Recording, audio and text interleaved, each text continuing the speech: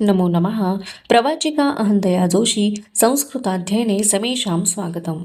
अधुना अग्रिमा कथा पठिष्यते अस्तु तर्हि आरंभं कुर्मः।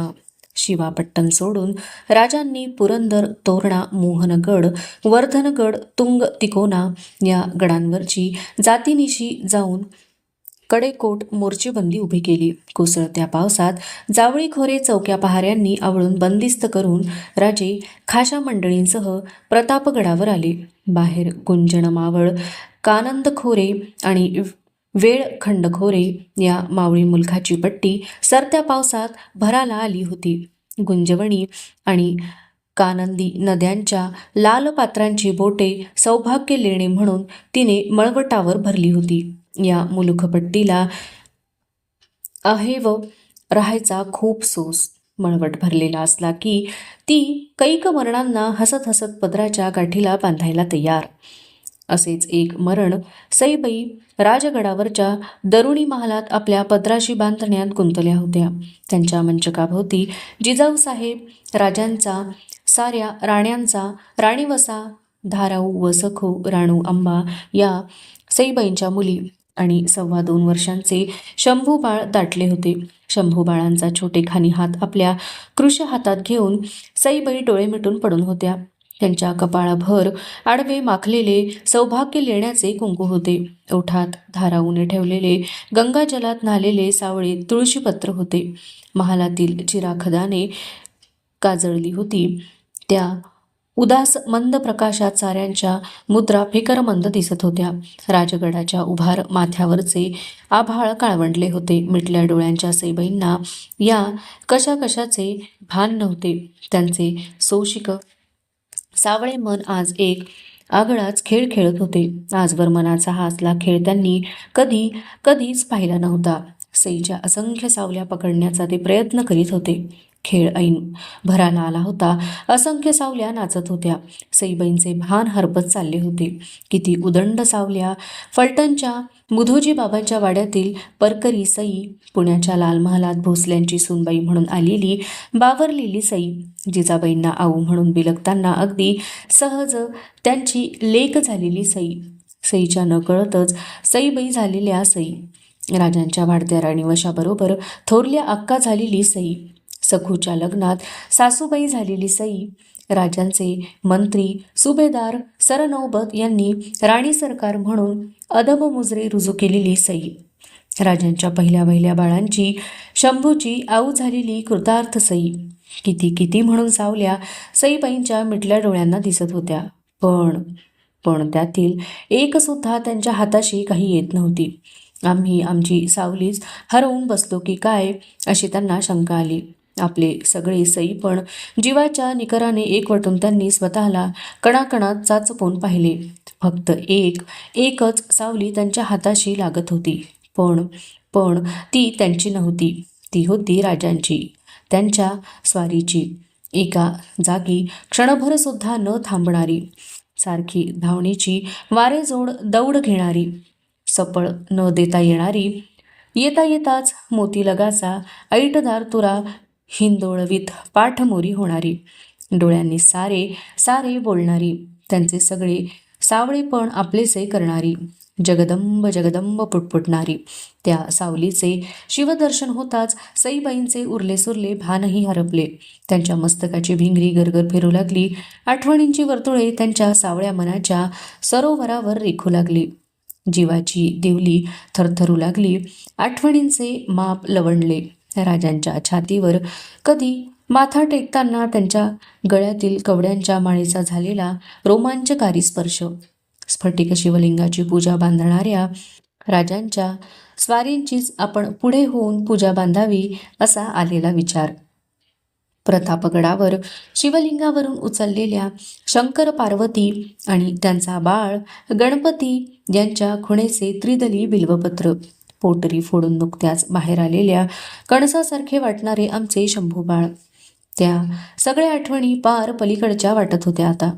त्या सावल्यांच्या आणि आठवणींच्या धुंदळीत त्यांना सई मात्र कुठेच दिसेनाशी झाली.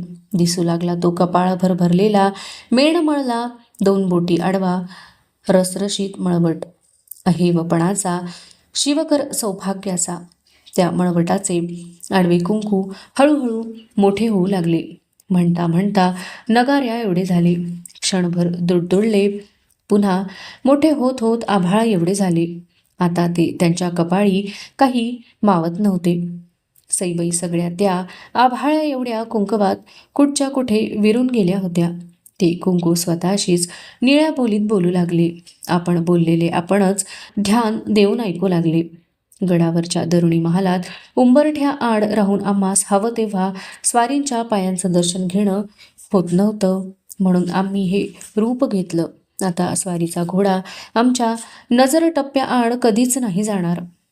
दोन डोळ्यांनी खाशा संगती बोलणं मनभर झालं नाही, म्हणून आम्ही उभ्या आभाळाचे डोळे लिहून स्वारींना उरभर बघतो आहोत. आमचा एकला जीव शंभू बाळ पदरी टाकले. आता स्वारीच त्यांच्या आबा आणि आऊ. कुंकवाला कसला आऊ, पण जमलं असतं तर शेवटचा म्हणून एकदा या कुंकवाचाच मळवट आम्ही स्वारीच्या पायधुळीनं भरून घेतला असता. आपल्या आभाळा एवढ्या मळवटाच्या रसरशीत लाल कुंकवात पुरती पुरती न्हावून निघालेली सतेज अशी राजांची रसरशीत तांबडी सावली फक्त सईबाईंना दिसू लागली. स्वारीचं हे असं रूप कधी नजरेला पडलंच नाही. आता सईबाई साहेब एक क्षणभरही थांबू शकत नव्हत्या. वेळ आला तर ती रूपभैरवी चैतन्यलाल सावली हातची निसटेल. त्या नुसत्या शंकेनेच त्या थरथरल्या. त्यांच्या कृशपायात कसले तरी उदंड बळ संचारले. त्या खड्या झाल्या. त्या सावलीचे पाय धरून ठेवण्यासाठी सईबाई भरल्या मळवटाने इतमामात चालल्या. त्यांच्या ओठातील तुळशीपत्र त्यांना रोखण्यासाठी क्षणभर थरथरले. पण सईबाई साहेब गेल्या कायमच्या पार पार पलीकडे. राजांचे सावळे सुंदर स्वप्न सरले. सईबाईंचा निष्णात हात शंभूबाळांच्या हातातून निसटला. तो मायाळू कृशहात मंचकावरच्या बिछायतीवर कसनुसा होऊन कोसळला. त्यांच्या ओठातील हताश तुळशीपत्र निसटून घरंगळत त्यांच्या गळ्यातील मंगळसूत्रावर उघळले. महालात एकच आक्रोश उठला. चिराखदानांच्या काजळल्या ज्योती उरफुटी थरथरल्या. भिंतीचे घडी व दगड शहारले. आऊ आऊ म्हणून भेद्र ठाक घालीत शंभूबाळांनी सईबाईंचा पडला हात उचलून गदगद हलविला. सगळा राणीवसा मंचकावर ओळांबून आक्रोशतो आहे हे पाहून भांबावलेले शंभूबाळ थोरल्या आऊ म्हणत जिजाबाईंना एकदम बिलगले. धाराऊने बाळराजांना महालाबाहेर काढले. सरत्या पावसाला शिवाजी राजांचा भावगड ढासळला. एक मनाजोगा जमलेला मनसुबा वाहून गेला. मळवट भरल्या सईबाई ना परतीच्या मोहिमेला निघून गेल्या. सईबाईंनी राजगडावर देह ठेवला. ही खबर ऐकताच पापण्या मिटून जगदंब जगदंब म्हणत अपार वेदनेने राजांनी छातीवर हात ठेवला. टाकोटाक ते प्रतापगडावरून राजगडी आले. त्यांच्या थोरल्या राणीच्या पेटत्या चितेबरोबर त्यांच्या एका सावळ्या भाऊक मनसुब्याची चिता जळत होती. सईबाईंचा कैक रूपांचा ज्वाला फरफरत होत्या.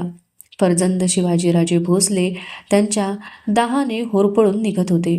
तशा राजांच्या राणीवशात तर आणखी राणीसाहेब होत्या, पण सईबाई त्यांच्या मनाचा दिललगाव गुंतवा झाला होता.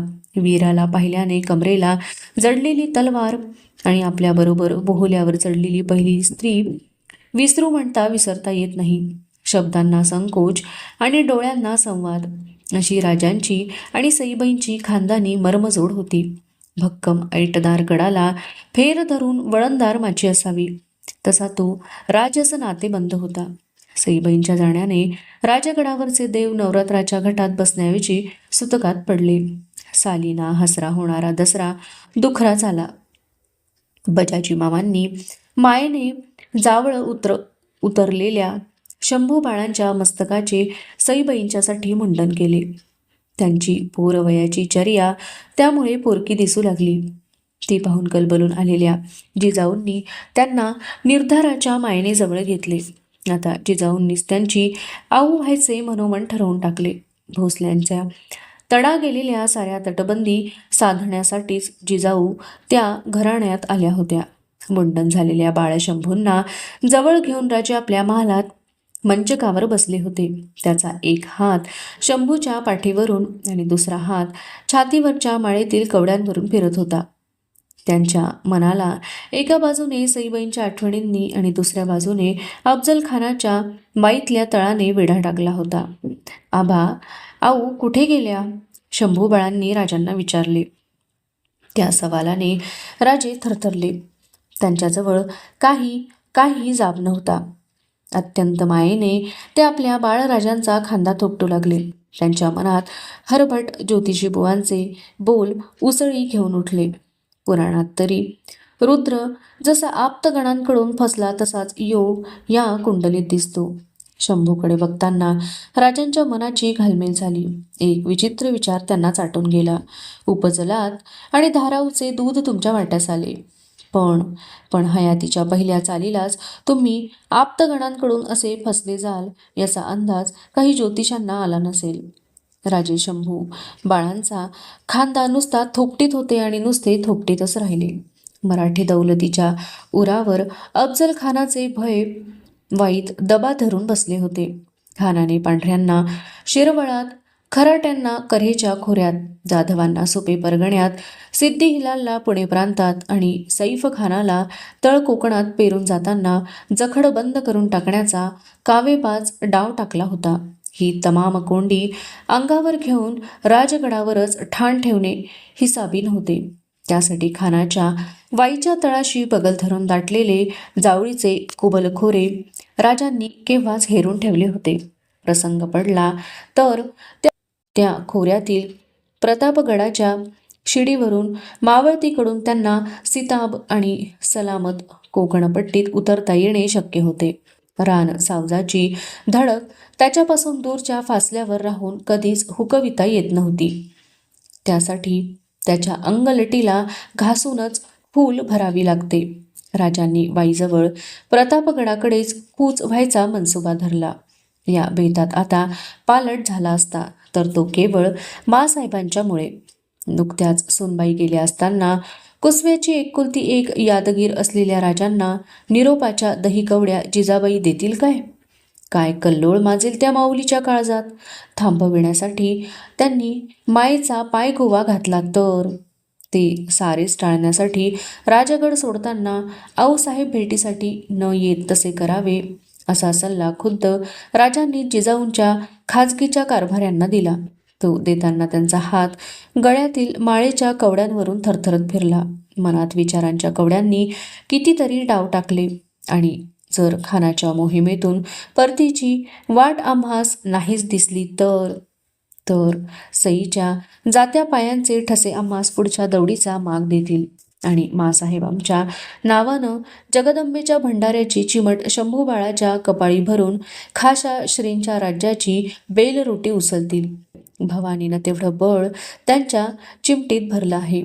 पण आमचे शंभू बाळ तो भंडारा पेलतील? माते वेगळा पोरका दिसणारा अश्राप जीव तो. छे, भोसला आणि पोरका होणं नाही. आमच्या महाराज साहेबांना पोरपणीच घोड्यावर मांड घ्यावी लागली. आम्ही सुद्धा तसेच पुण्याच्या बरड जहागिरीत दाखल झालो.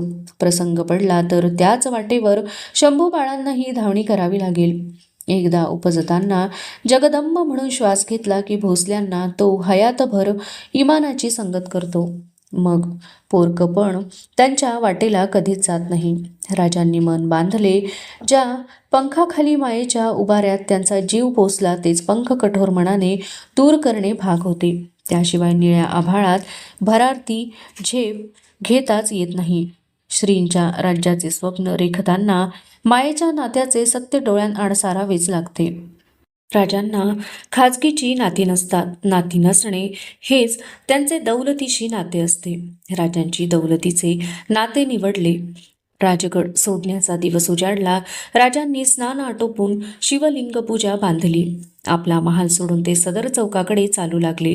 राणीवशाच्या महालात त्यांच्या चाण्याचा मोहरा धरून महिरपी आड उभ्या असलेल्या राण्या पटापट बाहेर येऊन त्यांची पायधूळ कपाळाला लावून संकोचून उभ्या राहिल्या. सईबाईंचा खाजगीचा महाल येताच राजांचे पाय त्याच्यासमोर क्षणभर घोटाळले.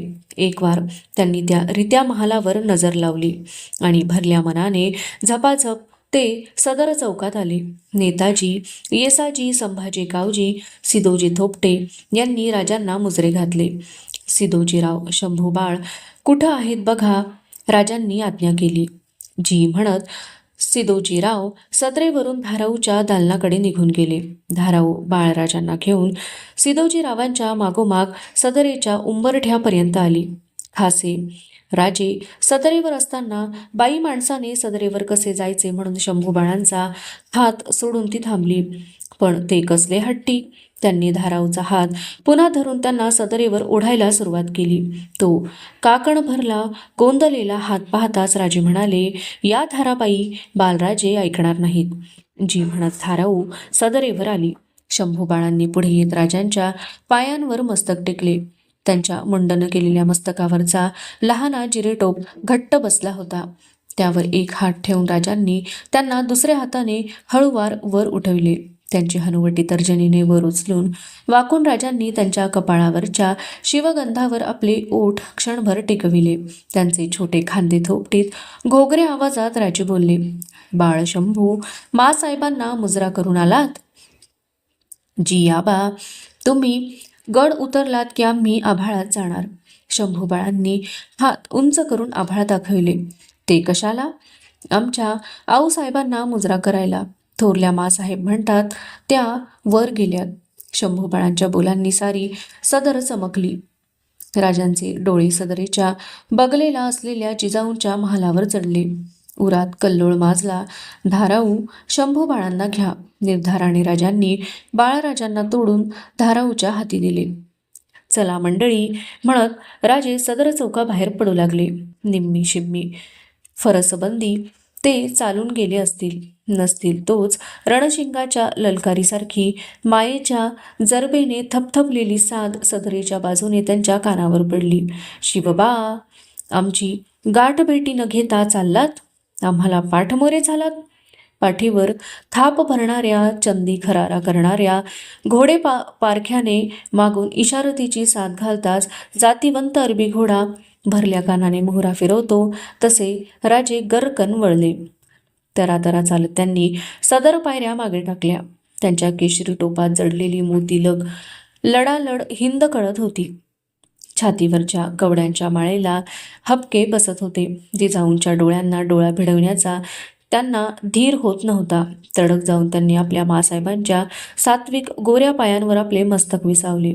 त्यांचे खांदे मायेने पकडून त्यांना उठवीत जिजाऊ म्हणाल्या, उठा, कोण म्हणतं आम्ही तुम्हास रोखून धरणार?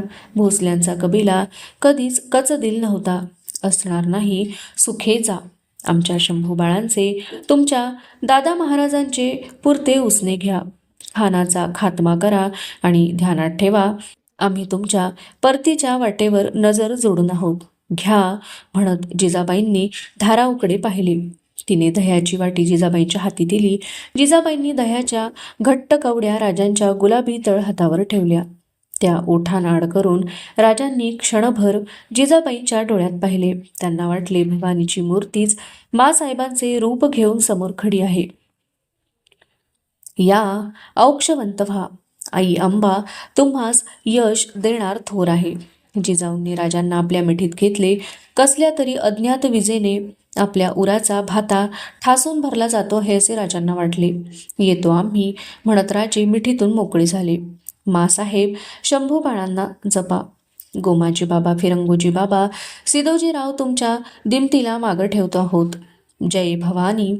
शांत चालीने राजे आपल्या खाशा मंडळींसह सदर चौकाबाहेर पडले. राजगडाच्या बालेकिल्ल्यावरून निघून पद्मावती माचीवर बाहेर पडणाऱ्या भुयाराच्या तोंडावर आले. 4 तगड्या मावळ्यांनी पुढे सरसावत त्या भुयारावरची भक्कम धोंड दूर हटवली. पेटत्या मशाली घेतलेले 2 मशालजी भुयारात उतरले. त्यांच्या पाठोपाठ छातीवर उजवा हात भिडवीत राजे उतरले. मशालींच्या प्रकाशात ते पद्मावती माचीकडे चालू लागले. त्यांच्या मनात कैक विचार दौड घेत होते. आमच्या भोवती असंच भुयार आहे, खानाच्या बळजोर फौजेचं. तसाच अंधार दबा धरून आहे. दगाबाज फितवेखोरांचा एकच आधार आहे मशालीचा, आई भवानीच्या आशीर्वादाचा. भुयार पार झाले. राजे पद्मावती माचीवर आले. त्यांनी मागे राहणाऱ्या मंडळींना बारीक सारीक सूचना केल्या. माचीवरच्या पद्मावती देवीचे दर्शन घेतले. निवडक असामींसह ते माची सोडून पाली दरवाजाने गडपायथ्याशी आले. एकदा त्यांनी राजगडावर नजर जोडली. घोड्याच्या जिनावर मांड घेऊन टाच मारली. राजांची घोडे तुकडी प्रतापगडाचा रोख ठेवून दौडू लागली. बाले किल्ल्याच्या तटबंदीपाशी जिजाबाई शंभूबाळांना घेऊन उभ्या होत्या. त्यांना धूळफेकीत दूर जाणाऱ्या जनावरांचे फक्त ठिपके दिसत होते. रात्रभर जिजाबाई आपल्या महालातील मंचकावर पडून वरच्या दगडी तख्तपोशीकडे एक नजर बघत होत्या. भलभलते विचार त्यांना हैराण करीत होते. विचारांनी ओढ असह्य झाली की त्या आपल्या कुशीत सुख झालेल्या शंभूबाळांच्या पाठीवरून हात फिरवित होत्या.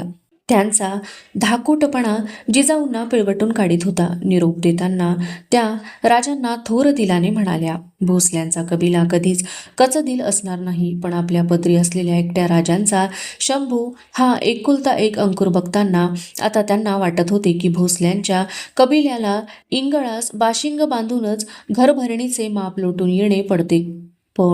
पण भोसल्यांच्या बाळवशाला हा कसला शाप. लहानपणी शिवबांच्या पाठीवर अशीच संकटांची घोडदौड पडली. आता त्यांच्या या अजाण पोरावर अशी संकटे मोहरा धरून चाल घेतायत. हे विचारताना खान म्हणजे काय, कोण आणि कशी यांची समजूत घालणार. आपल्या गेल्या औंना मुजरा रुजू करण्यासाठी हे थेट आभाळात जाण्याच्या गोष्टी बोलतात. कोण आणि कसं यांच्या मनाच्या घोड्याची ओठाळी धरून त्याचा थोपा करणार. धाराऊंना यांना दूध दिलं, आम्ही यांना माया देऊ, पण यांच्या मनच्या एकटेपणाला कोण आणि कशी धीराची जोड संगत देणार. आमचे शिवबाराजे पित्याच्या प्रेमास पारखे झाले. हे मातेच्या ममतेस मुकले. आता तर यांचे आबाज पणास लागले. अफजलच्या मनचा हेतू घातकी आहे. शिवबांचं काही बरं. त्या नुसत्या शंकेनेच लेटल्या जिजाबाई सरकन थरारल्या. जिजाऊंना काही सुचत नव्हते. कशास मेळ पडत नव्हता. त्यांचा थरथरता हात झोपल्या शंभूच्या पाठीवरून फिरत होता. नुसताच फिरत होता. राजगडावरच्या हमामखान्यात अंघोळ घालून पेहराव चढविलेल्या शंभूबाळांना धाराऊने जिजाऊंच्या महालात आणले. स्नानानंतर शंभूच्या कपाळी रोज जिजाऊच शिवगंध रेखीत असत. शंभूंनी पुढे होत जिजाऊंचे पाय शिवले. धाराऊने गंध अष्टगंधाचे तबक जिजाबाईंच्या हाताला येईल असे सरसे करून धरले. जिजाऊंनी शंभूबाळांच्या कपाळावर आडव्या माटाचे शिवगंध रेखले. त्या तेवढ्या शिवगंधानेही मूळचे देखणे असलेले बाळराजांचे रूपडे अधिकच राजस गोमटे दिसू लागले. ते बघताना जिजाबाईंना राजांच्या उभट मुद्रेची आठवण झाली. त्या एकटक शंभूंच्या शिवगंध रेखल्या कपाळाकडे बघू लागल्या. हे असेच शिवगंध त्या शिवबा राजांच्या बाळपणी त्यांच्या कपाळी रेखीत आल्या होत्या. शंभूंच्या नितळ कपाळाकडे बघताना एक विचार त्यांच्या मनात डोकावला. गंध रेखले की शिवबा राजांची आणि या शंभूबाळांची मुद्रा शिवलिंगासारखी दिसते. पण शिवलिंगावर सततचा जलाभिषेक होणे पडते. आई अंबे, तुझ्या कृपेचा जलाभिषेक माझ्या या शिवलिंगाच्या मस्तकावर क्षणभरसुद्धा ढळवू नकोस. तार आम्हा साऱ्यांना या बाक्या संकटातून तार. जिजाऊंनी शंभूबाळांना उचलून आपल्या मांडीवर घेतले. त्यांच्या मांडीवर शंभू होते. डोळ्यांसमोर प्रतापगड होता आणि मनात होती राजांची मुद्रा आणि चिंता. राजांनी पाठविलेला निकराचा थैलीस्वार राजगडावर आला. जिजाऊंचे खाजगीचे कारभारी खलित्याचा मजकूर वाचून दाखवू लागले. अखंड सौभाग्यमंडित मातुश्री आऊसाहेब प्रति त्रिकालचरणी मस्तक ठेवून शिवबा राजे यांचे दंडवत उपरी विशेष. खान फौजेसमेत कोयनाखोरीत पारावर तळ देऊन आहे. उदयिक खानासवे भेटीचा प्रसंग पडला आहे. आम्हास आशीर्वाद द्यावा, शंभूबाळांना जपावे. जिजाबाई जगदंब जगदंब पुटपुटल्या. शंभूबाळांचा हात हाती धरून गडाच्या तटबंदीवर आल्या. प्रतापगडच्या रुखाने नजर जोडून त्या वेड्यासारख्या पाहू लागल्या. त्यांचे मन सुन्न झाले होते. त्या काहीच बोलत नाहीत म्हणून बाळराजांनीच त्यांना विचारले, आबा खानाच्या भेटीला गेलेत? मग ते त्याला घेऊनच काय येत नाही तिकडे? जिजाबाईंनी चमकून शंभूकडे पाहिले. साखर पडो तुमच्या तोंडात म्हणत जिजाबाई तटबंदीवरून महालाकडे परतल्या. मावळतीला कलतीला लागलेल्या सूर्याने आभाळाचा पोटला फोडला होता. क्षितिजकडा लाल लाल झाली होती. प्रतापगडाच्या पायथ्याशी जनीच्या टेंब्यावर खानाच्या भेटीसाठी ऐस पैस शामियाना अण्णाजी मलकऱ्यांनी उभा केला होता. षष्ठीच्या रात्री खानभेटीचा खल करण्यासाठी निवडक असामींसह राजांचे खलबत बसले. नेताजी पालकर, कान्होजी जेधे, मोरोपंत पिंगळे, येसाजी कंक, बाबाजी भोसले, बाळाजी सिलीमकर, पंताजी गोपीनाथ अशा असामींनी राजांच्या भोवती बैठकीचा फेर धरला. राजांचे मळवट भंडाऱ्याने भरले होते. निर्धाराच्या सावध घोगऱ्या आवाजात राजांनी खलबताला तोंड फोडले. उदयिक खानाचे भेटीसाठी आम्ही तिसऱ्या प्रहरी गड उतरणार आहोत. खानाच्या मनी आम्हास जिवे मारावे ऐसे कपट दबा धरून बैसले आहे. ये समयी समस्तांनी एक दिलाने हिंमत बांधली तर कुल फौजेसह खान बुडतोच आहे. आम्ही नेमून देतो आहोत ती कामगिरी अवघे कान देऊन चित्ती धरा. कारी कुसूर करू नका. मोरोपंत तुमच्या पायदळानिशी तुम्ही पारघाटात किनेश्वराच्या खोऱ्यावर डोळ्यात तेल ठेवून दब्यानं बसा. कान्होजी बाबा तुमच्या बांदलांचा जमाव आणि पासलकरांचे कोटबंद धारकरी घेऊन तुम्ही अण्णाजी दत्तो समवेत खान येतो त्या वाटेभोवती अंगचोरीने जागा धरा. बाळाजी आणि हैबतराव तुमचा हत्यारबंद मावळा खानाच्या पाराजवळच्या तळाला घेऊन रातोरात गर्दाव्यात पेरा. बाबाजी राजे तुमचा पाऊलोक वाईजावळीच्या बागलेस खानाच्या फौजेच्या पिछाडीला परतीच्या वाटा रोखण्यासाठी जागता ठेवा. नेताजीराव तुमचे खुरचलाक घोडदळ कुडसराच्या पठारावर जिन तय्यार ठेवा. खानाचा वाईट खान झालेला चंदावलीच्या कुमकेचा तळ तुम्हाच बुडविणे आहे. तान्हाजीराव कृष्णाजी कंक तुम्ही निवडक चखोट पटेकरी संगती घेऊन भेटीच्या शामियान्याजवळ दरडीला धरून खणलेल्या चरात उतरा. संभाजी कावजी जीव महाला कोंडाजी आणि येसाजी काका संभाजी करवर, काताजी इंगळे, विसाजी मुरुंबकर, सुराजी काटके, सिद्धी इब्राहिम आणि कृष्णाजी गायकवाड हे 10 धारकरी आमच्या संगती गड उतरतील. जगदंबेच्या आशीर्वादे आम्ही खानास जीवे घेतला तर तटमाचीवर इशारतीसाठी तोफांच्या भांड्यांचे 3 बार होतील. कमनशिबाने आम्हास दगा झालास तर इशारतीची 5 भांडी वाजतील. आम्ही सलामत आलो ना आलो तरी साऱ्यांनी हिंमत धरून कोयनाखोरीच्या कैचीत फसलेला खान कुलफौजेसह बुडवावा. ये कामी कुचराई करेल. शक अंदेश मनी धरेल त्यास मळवटीच्या जगदंबेच्या भंडाऱ्याची आण. एक आम्ही जातो म्हणून दिल टाकू नका. हे श्रींचे देवधर्माचे राज्य उभे करणे आहे. त्यासाठी प्रसंग पडला तर कैक शिवाजीराजे खर्ची घालावे लागतील. आम्ही सलामत आलो नाहीच तर आमच्या शंभूबाळांना सामोरे घाला.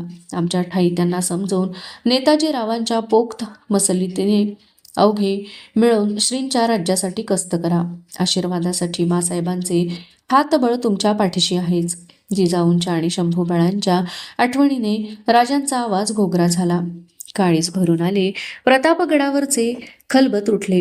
टेंभ्यांच्या मंद प्रकाशात राजांनी साऱ्यांची गळाभेट घेतली. नेताजीरावांनी पुढे होत खलबत खानाच्या आतून तोंडावरच्या दगडी धोंडेवर कमरेच्या तलवारीच्या मुठीने 3 ठोके दिले. बाहेरून धोंड हटवण्यात आली. राजांनी मुजरे करून सारे जोडून दिलेल्या कामगिरीचा विचार करीत गड उतरू लागले. त्यांना धीर द्यायला कपाळावर फक्त भवानीचा भंडारा होता. आभाळातील षष्ठीची चंद्रकोर पांढऱ्या भुरक्या ढगांनी पार पार झाकाळून टाकली होती. अवशिष्टा कथा अग्रिमे भागे पठिष्यते. अस्तु तर्हि पुनर्मिलामः. तावन् मंगलं भूयात् शुभं भूयात्. नमो नमः. धन्यवादाः.